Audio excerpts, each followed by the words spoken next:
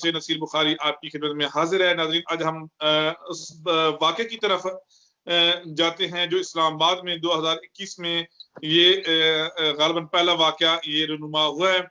ये एक तालिब इल्म है उसामा नदीम साहब, जो वर्चुअल यूनिवर्सिटी में के तालिब इल्म हैं, उनके साथ ये वाक़या हुआ है। उनके साथ ये जो वाक़या पेश आया है ये पुलिस की जानिब से है, कोई आम ये वाक़या नहीं है। इसकी वजह से इस्लामाबाद में बहुत ज्यादा खौफ व हिरास पैदा हो गया है।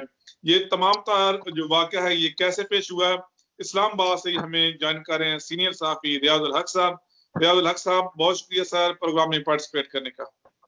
जी बहुत शुक्रिया आपका नसीर बुखारी। सबसे पहले हमारे नाज़रीन को बताएं, क्योंकि नया साल है, अच्छी उम्मीदें हैं, अच्छे ख्वाब हैं। देखते हैं कि हम देख रहे थे कि पाकिस्तान जो है वो इस साल बहुत कुछ अच्छी अचीवमेंट, और हमारी दुआ भी है, हमारा मुल्क है कि एक अच्छी तरफ जाएगा। और खास तौर पे जो दरुल हुकूमत, किसी भी मुल्क का दरुल हुकूमत जो होता है, उसमें अगर इस तरह के जो वाकयात हों तो उसका जो इम्प्रेशन है वो पूरी दुनिया पे पड़ता है। ये जो वाकया हुआ है इससे आप बाद में हम थोड़ी सी डिटेल पे आते हैं। इससे जो एक इमेज है खासतौर पे बैरूनी मुल्क में पाकिस्तान का, जो बैरूनी ममालिक में पाकिस्तान का, इस वाक़े के बाद क्या होगा, और खास तौर पे जो इस्लामाबाद का, जिस तरह मैंने जिक्र भी किया कि बड़ा लोगों के अंदर खौफ और हिरास पैदा हो गया है। बताएं जी आप। जी बहुत शुक्रिया नसीर, हमें मुझे अपने प्रोग्राम में लेने का। नसीर, बड़े अफसोस की बात है कि आप यकीन जानें कि एक दुख की फिजा है, ट्विटर पे ट्रेंड बना हुआ है कि जस्टिस फॉर उसामा नदीम और वो सारा कुछ चल रहा है, उसकी तस्वीरें, उसकी गाड़ी की तस्वीरें। तो एक बात तो बड़ी वाज़ेह है, और जो प्राइम मिनिस्टर इमरान खान का जो पुलिस रिफॉर्म्स का जो सुहाना ख्वाब कह लें, अब तो 2.5 साल हो गए हैं और अभी तक उसमें कोई इम्प्रूवमेंट नहीं हुई। हमने देखा कि एक दिन पहले लाहौर के सीसीपीओ उमर शेख को तब्दील किया गया, और ये गालिबन कुछ चौथे सीसीपीओ हैं। 5 आईजी चेंज हो चुके हैं, 6 चीफ सेक्रेटरी चेंज हो चुके हैं पंजाब में। और इस्लामाबाद जैसा शहर जिसकी आबादी मुश्किल से 20 से 22 लाख है, 20 से 22 लाख आबादी कुछ भी नहीं है। ठीक है, कराची के एक छोटे से कहीं पे लियारी की शायद इससे ज्यादा आबादी हो। तो बदकिस्मती आप देखें कि इस छोटे से शहर की मॉडल पुलिसिंग ये नहीं कर सकते, तो पूरे मुल्क में ये पुलिसिंग जो है ये कैसे करेंगे। तो वाकया तो जाहिर है आप सबके सामने आ चुका है, उसकी एफआईआर की तफसील भी सबके सामने आ चुकी है कि एक डकैती की कॉल गई 15। साहब, थोड़ा सा हमारे नाज़रीन को आप बताएं, क्योंकि आप इस्लामाबाद में इस वक्त हैं। इस्लामाबाद के अंदर हमें देखने में आ रहा है कि बड़ा लोगों के अंदर खौफ हिरास पैदा हो गया है इस वाक़े के बाद। जी जी बिल्कुल, इंतहाई खौफ और हिरास पैदा हो गया नसीर। और खौफ और हिरास की वजह ये है कि जब से शेख रशीद साहब वजीर दाखिला बने हैं, उनसे उनके बनने से कुछ दिन पहले ये क्राइम रेट बहुत ज़्यादा हाई हो गया। यानी G11 मरकज़ में पिछले दिनों एक शॉप पे एक इंटेलिजेंस एहलकार थे, उनके साथ जोर जबरदस्ती करते हुए डकैती यानी कोई कर रहा था, इन्होंने मजावत की, उनको मार दिया गया। इसी तरह आपने देखी होगी वीडियो मेलोडी में ज्वेलरी की शॉप पे जो है वो किया जा रहा था। और आप अंदाजा लगाएं, अगर मेलोडी है, मेलोडी G6 में आता है, तो G6 ये है, और G5 जो है वो ऐसा इलाका है जो रेड जोन के करीब है, जिसके पास पार्लियामेंट के है, सेक्रेटेरिएट है, सुप्रीम कोर्ट है। तो आप इससे अंदाजा लगाएं, इतने सेंसिटिव इलाके तक अगर चोर पहुंच गए हैं तो और मतलब दिन क्या के टाइम जो वारदातें हो रही हैं इस्लामाबाद के जिस इलाके में मैं रहता हूँ, वहां भी दिन के टाइम गाड़ियां चोरी हो रही हैं, बड़ी बड़ी गाड़ियां लैंड क्रूजर तक चोरी हो रही हैं।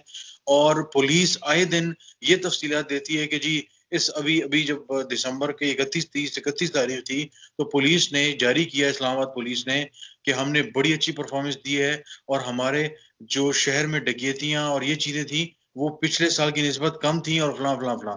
लेकिन हालात लोग तो जुबानी कलामी बातों को तो नहीं देखते, लोग तो देखते हैं कि ग्राउंड पे क्या सूरत हाल है।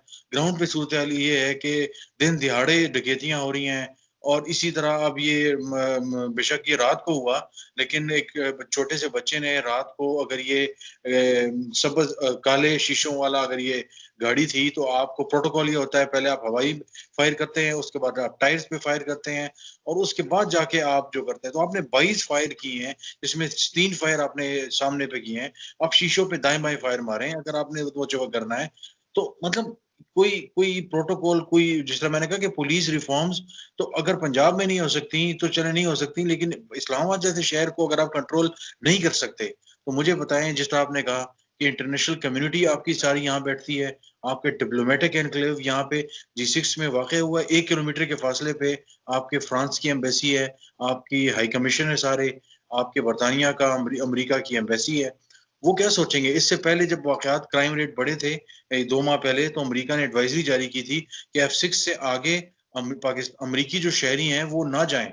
तो अब इससे अंदाजा लगाएं कि इतनी हद तक वार्निंग दी जा रही है। इसी तरह बरतानवी जो हाई कमीशन है वो वार्निंग जारी कर चुका है।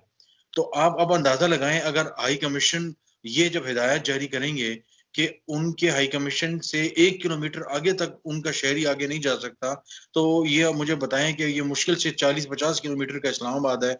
अगर ये इनसे कंट्रोल नहीं हो रहा तो ये सबसे बड़ी नाकामी है इनकी। मेरा ख्याल है शेख रशीद साहब को बातें करने के बजाय, प्रेस कॉन्फ्रेंसेस करने के बजाय करना ये चाहिए कि वो बुनियादी इंटरव्यूज तौर देने पे की बजाय। जी इंटरव्यू देने की बजाय वो मुलाकात जो है ना, आईजी और एसएसपी, डीजी ऑपरेशन सबको बुलाएं और उनसे बात करें कि ये इस्लामाबाद के अंदर क्राइम को कैसे कंट्रोल किया जाए। अगर इस्लामाबाद अगर इनसे कंट्रोल नहीं हो रहा तो पूरा पाकिस्तान कैसे कंट्रोल होगा? तो ये अगर नाअहली नहीं है तो और क्या नाअहली है? अच्छा, रियाजुल साहब, बड़ा जबरदस्त तरीके से आपने ये वाक़े के हवाले से यह बताया। सवाल सर ये है कि अभी मैं सुन रहा था कि शेख रशीद साहब ने भी कहा है कि इस वाक़े की बिल्कुल जो है वो अदालती वो कमीशन बनाया जाएगा और उसकी अदालती जो है वो तमाम तर कार्रवाई होगी, और खास तौर पे जो एहलकार इसमें मुलविस हैं, 5 का नाम उन्होंने लिया, इनके खिलाफ कत्ल की दफात भी शामिल कर दी गई हैं। आपको क्या लगता है, सवाल सर ये है कि जो उनकी जो फैमिली है वो किस हद तक इस हवाले से मुतमिन हो पाएगी? अब फिल वक्त तो यही किया कि मैं मतलब मैं फैमिली के साथ आ रहा था, G11 इशारे पे मुझे रोक दिया गया और G11 इशारे पे मैं 2 घंटे रुका रहा। 4 बजे मैं वहाँ पे रुका और 6 बजे तक मैं वहाँ पे रहा। मैंने यू टर्न लिया, मैं वो लंबा चक्कर लेके मंडी मोड़ और वहाँ से होता हुआ मैं 8 बजे घर पहुँचा हूँ। तो 4 घंटे मेरी सड़क पे गुज़रे हैं। तो उनके वालिदैन की जो तकलीफ़ है, उसका अंदाज़ा तो ज़ाहिर है हमें हो सकता है, लेकिन वो जितनी तकलीफ़ से, कर्ब से गुज़र रहे हैं, वो शायद वालिदैन ही बेहतर जानते हैं। और उन्होंने सड़क ब्लॉक की, जनाज़ा सड़क पे पड़ा। उसकी वजह क्या थी? उसकी वजह ये थी, उन्हें पता था अगर हमने ये ना किया तो हुकाम बाला हुँ। ना हमें पूछेंगे, ना कागज़ी कार्रवाई होगी और बात खत्म हो जाएगी। लिहाज़ा शोर-शराबा इस मुल्क में किया जाएगा, तब जाके आपको इंसाफ मिलेगा। आप इमरान खान खुद जो हैं वो धरना देके तो कहीं जो है ना इन्होंने मुतलबात मनवाने की कोशिश की, तो वो तो एक ट्रेंड सेट कर चुके हैं। तो बदकिस्मती ये है इस मुल्क में कि जब तक शोर-शराबा ना मचाया जाए तो पूछने वाला कोई नहीं होता। अब आपने कहा कि ये इंक्वायरी वग़ैरह होगी, तो इससे पहले हमने देखा सरगोदा में जो बच्चों का कत्ल हुआ और जो गाड़ी में बच्चों को मारा गया था, उसका आपके सामने क्या आया? इमरान खान साहब ने कहा था कि ये बड़ा अंदोनाक वाक़या है, मैं इसकी कोशिश करूँगा, मैं पता लगाऊँगा ज़िम्मेदारों का, वो होगा, कुछ भी नहीं हुआ। तो बदकिस्मती ये है कि सीटीडीटी हो, चाहे वो पुलिस हो, चाहे वो एंटी टेररिज्म हो, चाहे वो रैपिड रिस्पॉन्स फोर्स हो, चाहे वो 15 के एहलकार हों, इन सब की ट्रेनिंग ये किसकी ज़िम्मेदारी है? ये रियासत की ज़िम्मेदारी है। किस तरह की ट्रेनिंग होनी चाहिए? इनको क्या बताना चाहिए? तो मुझे ये बताएँ कि अगर शहरियों को तहफ़्फ़ुज़ नहीं है जिस शहर में रहते हैं, तो वो हुकूमत पे क्या एतमाद करेंगे? और हुकूमत की बातें, चाहे वो शेख रशीद की प्रेस कॉन्फ्रेंस है, चाहे वो जुडिशल कमीशन का क़याम है, ये सब बातें सतही और बाज़ारी बातें हो जाती हैं। इस बातों की कोई अहमियत नहीं, ये टेबल की बातें हैं। असल ये है कि मैं जिस शहर में रहता हूँ, एक आम पाकिस्तानी, एक आम शहरी की तरह मुझे तहफ़्फ़ुज़ है कि नहीं है। अभी 2 दिन कबल इस्लामाबाद हाई कोर्ट में एक माँ रोती हुई आई और उस माँ ने ये कहा जस्टिस अता मिनल्लाह से कि मेरा बेटा भट्टा मज़दूरों के साथ काम करता था, तो भट्टा मालकान या कोई उसे ले गए, मेरा बच्चा गायब हो गया, और मुसलसल रो रही थी। तो अगले दिन चीफ जस्टिस साहब ने थाने के एसएचओ को बुलाया। एसएचओ साहब से कहा कि हाँ जी, बताएँ। कहते हैं, एसएचओ साहब कहते हैं, सर वो हमने छापा मारा है, बच्चा ट्रेस नहीं हुआ। उसने कहा तो आपने क्या एफआईआर दर्ज की? कहते हैं जी हुक्म की तामील होगी। उसने कहा मैं आपसे पूछ रहा हूँ कि आपने एफआईआर दर्ज की है कि नहीं की? आप कहते हैं कि हुक्म की तामील होगी। यानी बच्चा अब तक बादयाब नहीं हुआ, आपने छापा मारा और आप मुझे आके बता रहे हैं। तो ये अंदाज़ा है और लगाएँ कि 20-22 लाख के शहर में ये लोगों की हालत है। और उसके बाद क्या हुआ? 24 घंटे के अंदर-अंदर अतर मिलन्ना ने कहा अगर अगर ना मिला, चीफ जस्टिस ने कहा अगर ना मिला बच्चा, बाजियाब ना हुआ, तो मैं कमिश्नर साहब को भी बुलाऊँगा, इंटीरियर सेक्रेटरी को भी बुलाऊँगा और हमज़ा शफ़कात को तो पहले ही बुलाया हुआ था उन्होंने। तो और उसके बाद बाजियाब कल आज बच्चे जो हैं वो मिल गए। तो बदकिस्मती ये है कि ये पुलिस की जिम्मेदारी है लोगों को तहफ़्फ़ुज़ देना, लोगों को एहसास, उस तहफ़्फ़ुज़ का एहसास होना। यानी मैं रात को 3 बजे भी निकलूँ तो मुझे एहसास हो कि ये पुलिस वाले जो मेरे रखवाले हैं, मैं इनसे डरूँ ना। हमारे थाने, आप नसीर बुखारी साहब, आप खुद, आप जिस इलाके में रहते हैं, आप अब देहात वगैरह में आपकी बड़ी वो आना-जाना होता है, एमएनए, एमपीए भी होते हैं। मुझे आप ये बताएँ कि लोग पनाह माँगते हैं पुलिस के चक्करों से, अदालतों के चक्कर से। यानी जहाँ पे इंसाफ मिलना चाहिए, वहाँ मुझे खुशी से जाना चाहिए, लेकिन मैं दौड़ता हूँ वहाँ से। उसकी वजह ये, मुझे पता है मैं ज़लील हो जाऊँगा। पुलिस का थाना जो है वो सबको पता है कि वो लोगों को फ़ौरी जो है ना वो रेस्क्यू करता है, तहफ़्फ़ुज़ देता है, लेकिन मैं वहाँ जाने से भागता हूँ। थाना जाते हुए थाने जाते हुए कहते हैं, दुआ करते हैं लोग, कहते हैं जी थाने से पनाह माँगो और कचहरी से पनाह माँगो। तो यानी जिस मुल्क में अगर ये हालत है, आप इससे अंदाज़ा लगा लें नसीर बुखारी साहब, तो वहाँ पे हुक्मरान की क्या हालत होगी। तो चीफ जस्टिस अतर मिनल्ला ने उस डिप्टी कमिश्नर को कहा कि ये बच्चा जो भट्टा मज़दूर का बच्चा था, वो अगवा हुआ, क्या आप इस तरह आए मेरे पास? क्या अगर इंटीरियर मिनिस्टर का या वफाकी वज़ीर का बच्चा इस तरह अगवा होता इस शहर में, क्या आपका इस तरह रिस्पॉन्स होता? एसएचओ साहब, क्या आप मेरे साथ इस तरह आते और मुझे कहते कि सर छापा मारा है, ट्रेस नहीं हुआ और सर हुक्म की तामील होगी, आप इस तरह मेरे पास आते? तो ये बदकिस्मती है हमारे इस सिस्टम की, और इसमें बरह रास्त शेख रशीद साहब हों, चाहे वो इमरान खान हों, चाहे वो पिछले इंटीरियर मिनिस्टर थे, वो इन्वॉल्व हैं, वो ज़िम्मेदार हैं, बरह रास्त ज़िम्मेदार हैं।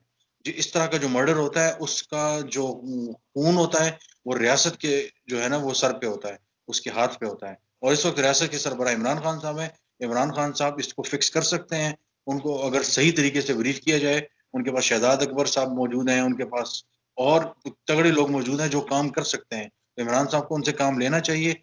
ये अरबों रुपए का सेफ सिटी प्रोजेक्ट है, वो किस काम का है?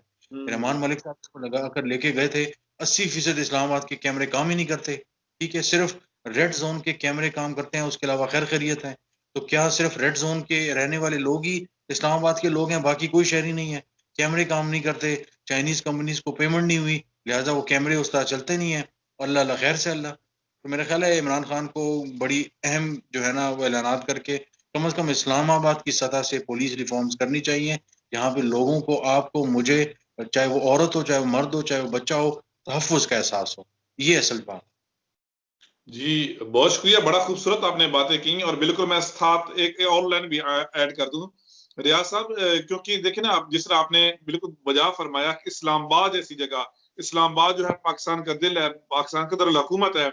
अगर इसका ये हाल है, फिर जो हमारे हम कहते हैं इम्पोर्ट एक्सपोर्ट, वो कैसे आएँगे जब लोग देखेंगे कि दारुल हुकूमत इस्लामाबाद में ये कुछ हो रहा है, तो फिर पाकिस्तान के बाकी हिस्सों का वो क्या हो सकता है? इससे हमारी जो इकोनॉमी है, उसके लिए ये खतरे की घंटी है।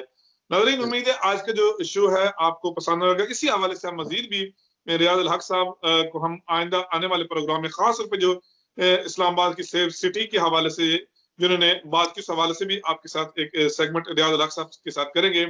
वंस अगेन रियाज़ अल हक साहब सीनियर साहब इस्लामाबाद से हमें उन्होंने जॉइन किया, उनका शुक्रिया अदा करते हैं। आज के लिए नाज़रीन इतना ही। आपका मेज़बान नसीर बुखारी, CNN पाकिस्तान के फोरम से आपसे इजाज़त चाहता है। खुदा हाफ़िज़।